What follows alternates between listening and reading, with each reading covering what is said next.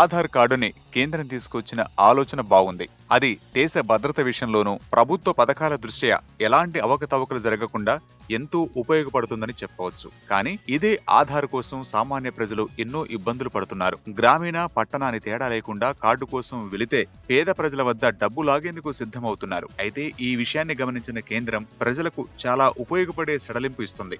Aadhaar card అంటే plastic Aadhaar card అవసరం లేదని, కంప్యూటర్ నుంచి డౌన్లోడ్ చేసుకున్న పత్రం కూడా సరిపోతుందని UIDAI స్పష్టం చేసింది. స్మార్ట్ ప్లాస్టిక్ ఆధార్ కార్డు ఇస్తామంటూ కొందరు 50 రూపాయల నుంచి 200 వరకు వసూలు చేస్తుండడాన్ని తప్పుపడుతూ ఇలాంటి వారిపై కఠినంగా వ్యవహరిస్తామని హెచ్చరించింది. సాధారణ కాగితంపై డౌన్లోడ్ చేసుకున్న ఆధార్ పత్రం గాని, దాని కింద చింపడానికి అనుకూలంగా ఉండే చిన్న చీటీ లాంటిది గాని సరిపోతాయని స్పష్టం చేసింది.